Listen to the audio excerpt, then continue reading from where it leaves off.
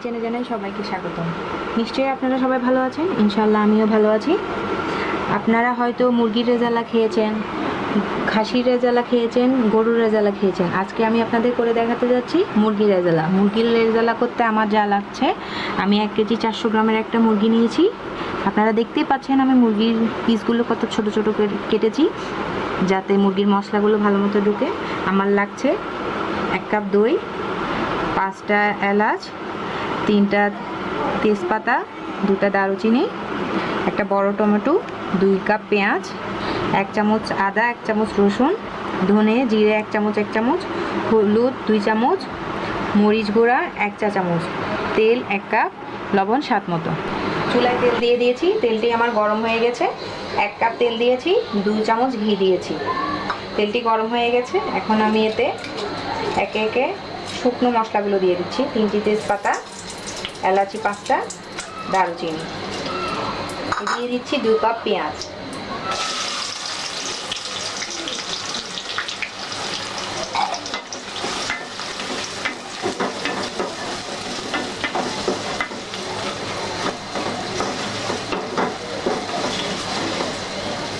এই পর্যায়ে আমার চুলাটি থাকবে লো হাই মিডিয়ামে, আঁচটি থাকবে, চুলার আঁচটি থাকবে লো হাই মিডিয়ামে।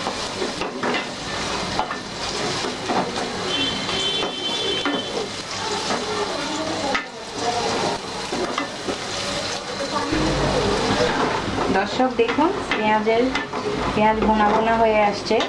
এই পর্যায়ে আমি দিয়ে দিচ্ছি 1 চামচ আদা, 1 চামচ রসুন,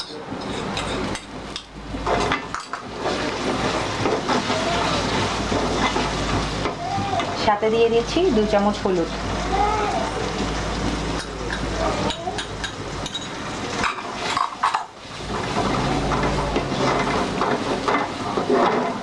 হলুদ দিয়ে একটু ভুনা হয়ে আসলে দিয়ে দিচ্ছি ধনে আর জিরে,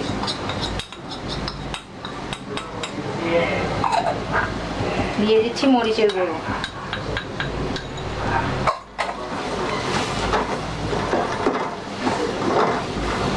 দিয়ে দিচ্ছি টমেটো।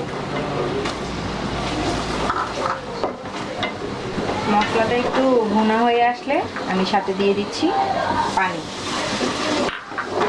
পানিটা দিয়ে কিছুক্ষণ কষিয়ে নিব, যতক্ষণ না পর্যন্ত মশলার উপরে তেলটি ভাসে ততক্ষণ পর্যন্ত কষিয়ে নিব।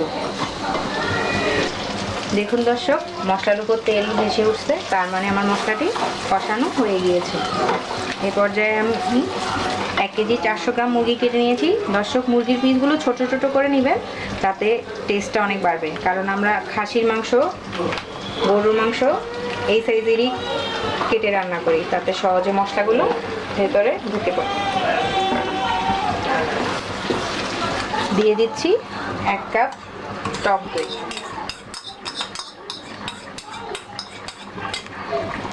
দিয়ে দিচ্ছি আধা চামচ গোলমরিচের গুঁড়া,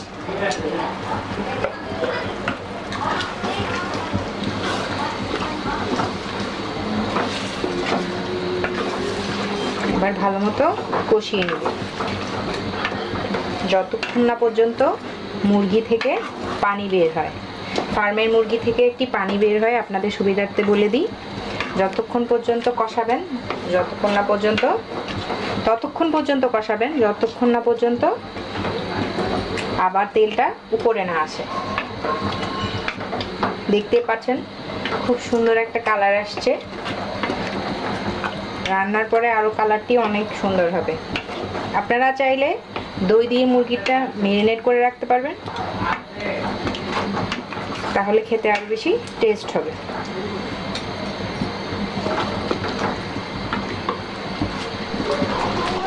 দর্শক দেখতেই পাচ্ছেন মুরগি থেকে পানি বের হয়েছে, আর দই, এই টক দইয়েও পানি আছে। আমি কিন্তু একটুও পানি দিইনি, আপনারাও পানি দিবেন না, কারণ দেশি ফার্মের মুরগি এমনিতেই অনেক নরম থাকে। দেশি মুরগি হলে একটু দিবেন, অল্প একটু, যতক্ষণ সেদ্ধ দেওয়ার জন্য। কিন্তু ফার্মের মুরগিতে একটুও দিবেন না, টক দইয়ে আর মুরগি থেকে পানি ছাড়ছে। এখন আমি দিয়ে দিচ্ছি 3 চামচ লবণ,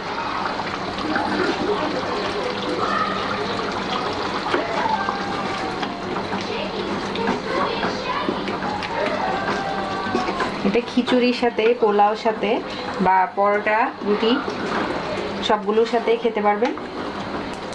সবারই ভালো লাগবে আশা করি।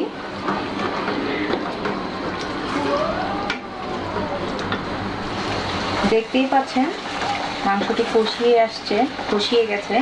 যেহেতু ফার্মের মুরগি আর আমি পিসগুলো অনেক ছোট ছোট করে দিয়েছি, এ পর্যায়ে আমি দিয়ে দিব 1 চামচ চিনি।